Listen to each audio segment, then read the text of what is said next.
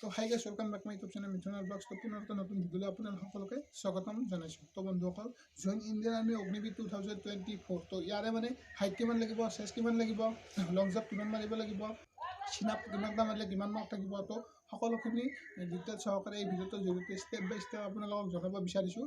তো স্কিপ নকৰাকৈ একদম শেষলৈকে ভিডিঅ'টো চাই থাকিব। তো এতিয়া কৰিছোঁ জইন ইণ্ডিয়ান আৰ্মি অগ্নিবীৰ 2024। তো বন্ধুসকল, তোমালোকৰ ইয়াৰে ৰিটাৰ্ণ এক্সাম হ'ব 22 এপ্ৰিল 2024। তো তোমালোকে যদি ফিজিকেল দিব লাগে তেতিয়াহ'লে তোমালোকে ৰিটাৰ্ণ এক্সামটো ভালদৰে মানে পাছ কৰিবই লাগিব। তো তোমালোকে এইখিনি কথা এতিয়া গম পালা।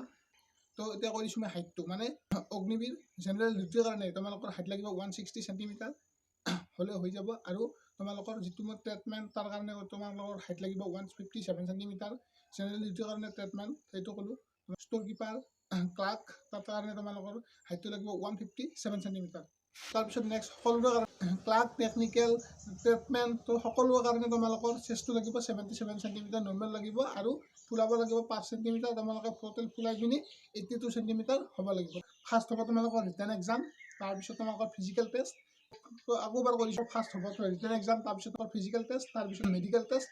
মেডিকেল টেষ্ট কোৱালিফাইড কৰাৰ পিছত তোমালোকৰ ডকুমেণ্ট চেকত তোমালোকৰ ফাইনেল মেৰিট লিষ্ট মৰা হ'ব। তো এইখিনি কথা তোমালোকে গম পালা।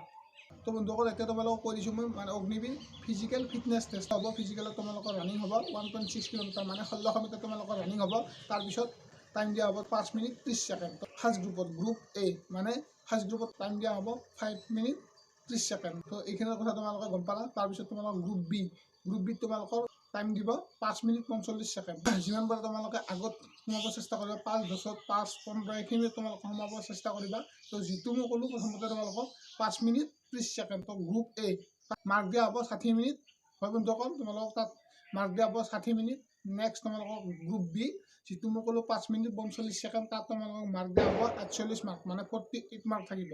তাৰপিছত তোমালোকক যেতিয়া তোমালোকে ফিজিকেল টেষ্ট পাছ কৰিবা, তাত তোমালোকক তাৰপিছত জিগজাগ মানে এইটো কোনো ধৰণৰ মানে টান নহয়। তোমালোকে জাষ্ট এনেকুৱা দি থাকিব, তোমালোকে এনেকুৱাকৈ থাকিব, মানে একা বেকা থাকিব। তোমালোকে জাষ্ট পাৰ হৈ যাব লাগে, উঠি কিনে ওপৰেদি পাৰ হৈ যাব লাগে। তাৰপিছত লং জাম্প আছে, লং জাম্প তোমালোকক মাৰিব দিব।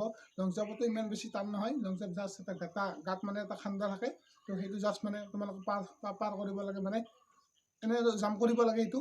তো বন্ধুসকল, তোমালোকক মই কৰিছোঁ যে ফিজিকেলত তোমালোকৰ 60 মাৰ্ক থাকিব, মানে ৰানিঙত তোমালোকৰ 60 মাৰ্ক থাকিব। তাৰপিছত তোমালোকৰ চিনাপত থাকিব 40 মাৰ্ক। টোটেল মানে 100 মাৰ্ক হ'ব। তোমালোকৰ 100 মাৰ্কৰ ভিতৰত তোমালোকে যিমান মানে বেছি মাৰ্ক ল'ব পাৰিবা, তো তোমালোকৰে ভাল। তো সেইটো ডিপেণ্ড কৰিব তোমালোকৰ ওপৰত। তোমালোকে যিমান পাৰা মানে ভাল এটা মাৰ্ক ল'বলৈ ফিজিকেলত চেষ্টা কৰিবা।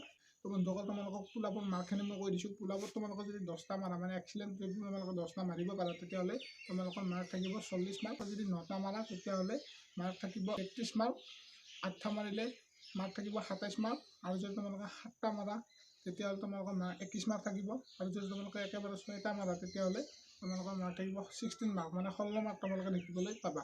আৰু তোমালোকক মই অলপ আগতে কৈছোঁৱে যে তোমালোকে জাষ্ট মই লং জাম্পৰ কাৰণে তোমালোকে জাষ্ট 9 ফুট এটা গাঁত খান্দা থাকিব, সেই গাঁতটো মানে তোমালোকে জাম্প মাৰি পাৰ কৰিব লাগে জাষ্ট।